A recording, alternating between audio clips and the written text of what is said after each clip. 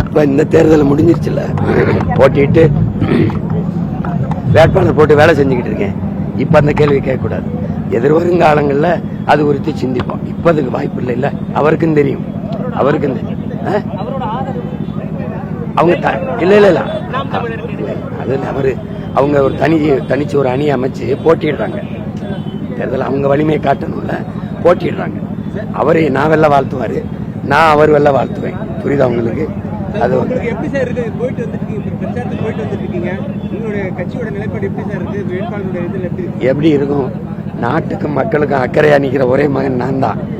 எல்லாரும் 2000 2500 இது இலவசம், அது இலவசம், அது இலவசம், இலவசம். இலவசம்ங்கிறது சீட்டிங், ஏமாற்று.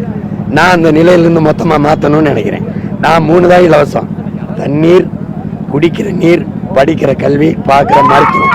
இது 3 தான் தரமா, கட்டணம் இல்லாது உலக தரத்துக்கு என் மக்களுக்கு கொடுப்பேங்கிறேன். மற்றதெல்லாம் எதுவும் இலவசம் தர முடியாது. கல்விக்கேற்ற வேலை, வேலைக்கேற்ற சம்பளம், அதை கொண்டு வாழ்கிற பெருமை மிக்க வாழ்வை கொடுப்பேன். புரியுதுன்னு நினைக்கிறேன். நஞ்சில்லா உணவு, அதுவே என் கனவு. நானே விவசாயம் செய்வேன். ஒரு பூச்சி, ஒரு ரசாயன உரம் இல்லாமல் தூய உணவை, நல்ல உணவை என் மக்களுக்கு கொடுப்பேன். குடிநீரை நானே கொடுப்பேன். மின் உற்பத்தியை நானே செய்வேன், முதலாளிகிட்ட கொடுக்க மாட்டேன். கணக்கில்லாத காற்றாலை, சூரிய ஒளி, மின்சாரத்திலிருந்து தடையிட்டு கொடுப்பேன். புரியுதுன்னு நினைக்கிறேன். பசி இல்லாத சொல்ல நானே ஒழிப்பேன். வேலை இல்லைங்கிற சொல்லுக்கு வேலை இல்லை மாக்குவேன். நிலமும் மலமும் சார்ந்த தொழிற்சாலையில் ஆரம்பிச்சு சேலம் மேட்டூர்ல வேலை, ஓமனூர்ல வேலை, புரியுதுன்னு நினைக்கிறேன். ஆத்தூர்ல வேலை, அங்கங்க எப்படின்னு போட்டு காட்டுற. ராத்திரிக்கு வாங்க, இரவு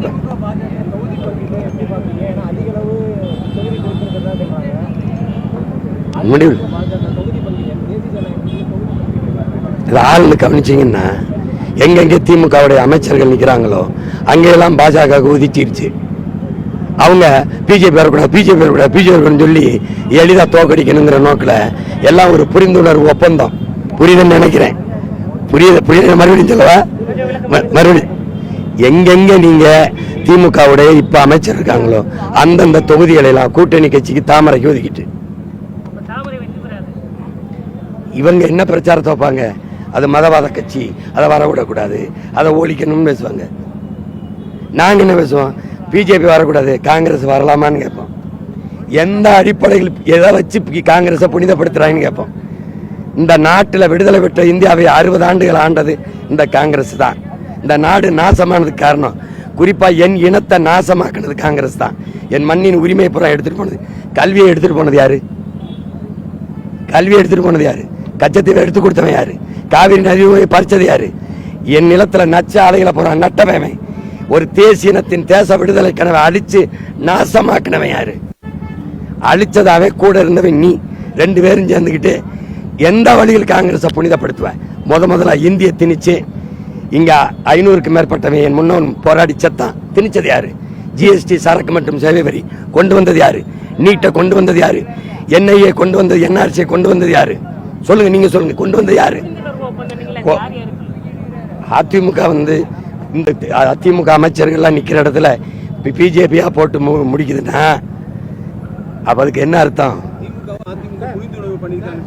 ஏங்க, இவங்க ஆட்சிக்கு வரும்போது திமுக அவர்களுடைய சாராய ஆலையிலிருந்து சரக்கு எடுக்குதா இல்லையா? கேட்கறதுக்கு பதில் சொல்லுங்க, எடுக்குதா இல்லையா? திமுக வரும்போது அதிமுக காரங்க சாராயிலிருந்து சரக்கு எடுக்குதா இல்லையா? இப்போ புரிந்துணர்வு ஒப்பந்தம் இல்லையா? வாங்குற கமிஷன், இவங்க வந்தாலும் மலையை வெட்டுவாங்க, அவங்களுக்கு கமிஷன். அவங்க வந்தாலும் மலையை வெட்டுவாங்க, இவங்களுக்கு கமிஷன். இருக்குதா இல்லையா? அப்புறம் புதுசா ஒரு கேள்வியை கேட்குறீங்க. எல்லாம் தெரிஞ்சுக்கிட்டே என்ற கேள்வியை கேட்கறது அழுத்தமா?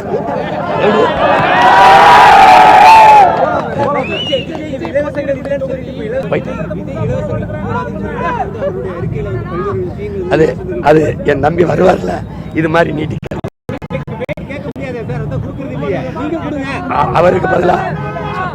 அவருக்கு பதிலா அண்ணன் பேசினா நல்லா இருக்காது. தம்பிக்கு தம்பி தான்.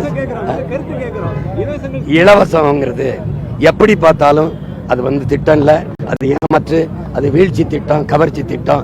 ஒரே கேள்விதான், என் தம்பியா இருந்தாலும், ஐயா ஸ்டாலினா இருந்தாலும், ஐயா எடப்பாடியா இருந்தாலும், இலவசத்தில் இழக்கிற பணத்தை எங்கிருந்து எடுப்பீர்கள்? பதில் சொல்லுங்க, கொடுங்க, நான் வாங்கிக்கிறேன்.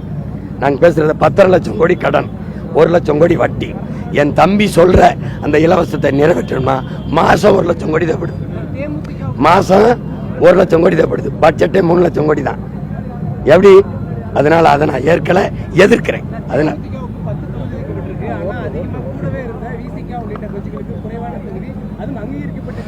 இதை நீங்க வந்து உங்க அண்ணன் கேட்கக்கூடாது, எங்க அண்ணன் போய் கேட்கணும். யாரு? எங்க அண்ணன் திருமாட்ட போய் கேட்கணும்.